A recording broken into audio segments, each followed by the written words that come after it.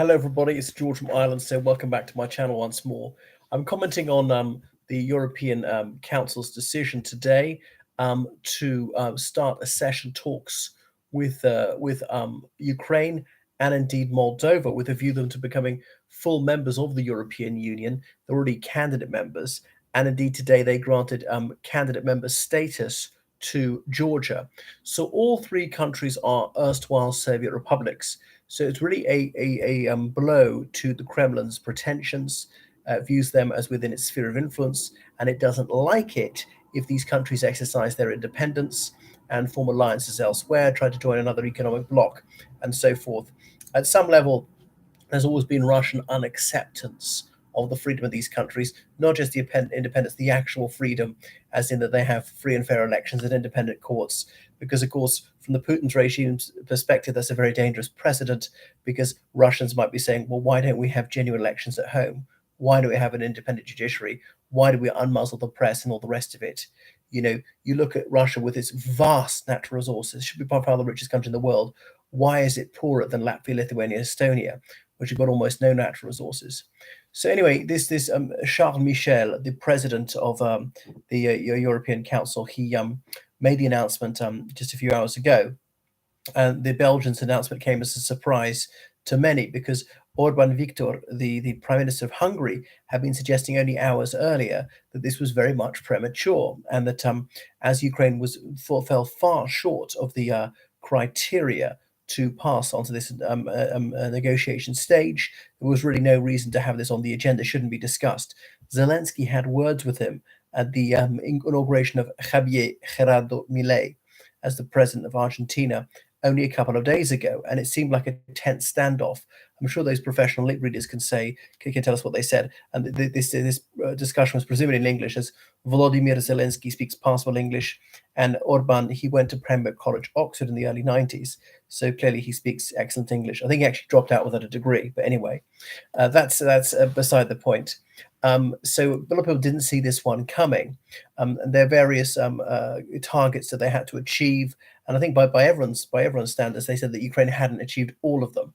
But Ukraine getting into the European Union is not a foregone conclusion. I think it's highly likely that they will, but it's a question of the time scale. I think it'd be more like 10 years rather than 5, because after this, they're the Copenhagen criteria they've got to meet to show they've got a properly functioning free market economy. There's a serious amount of corruption there that has to be tackled. There are very healthy, able-bodied young men who are not contributing to the war effort in any way, and indeed some are allowed to leave the country just because they've got filthy lucre, and they'll cross the palm of a high-up functionary with silver and get some sort of exemption from compulsory military service, because manpower is becoming a problem, and indeed woman power for the Ukrainians. They said fathers of more than 3 children are exempt.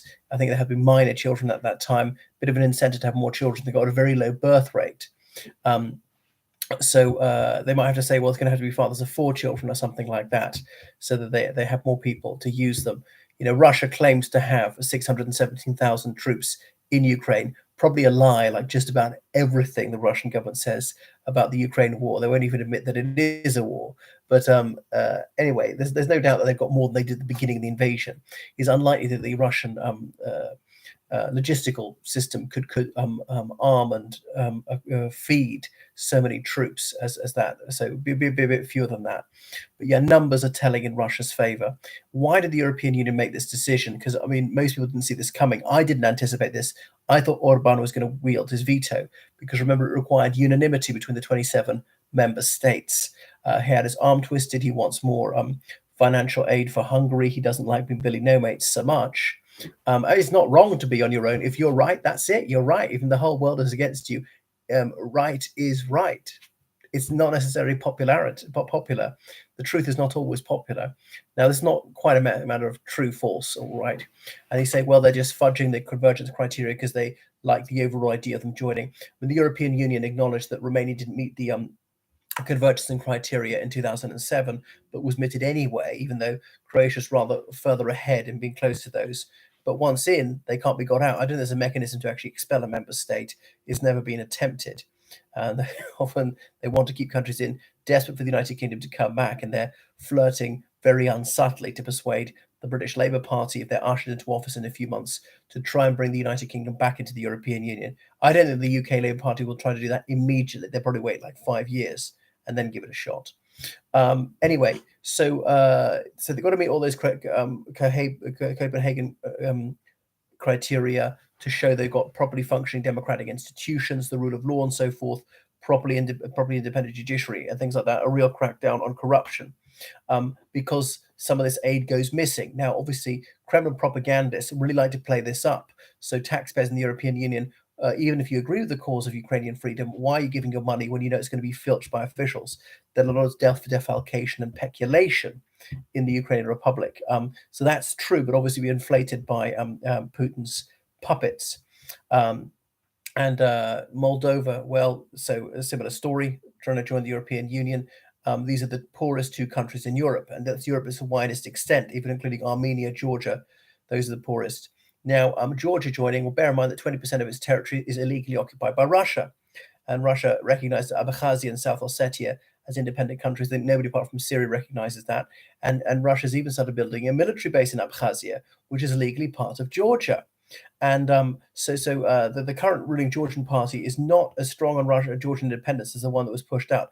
Mikhail Saakashvili, the bête noire of Russian foreign policy in Georgia, he's in prison, very ill and just not being released. Shouldn't he be released on humanitarian grounds? I very much think he should.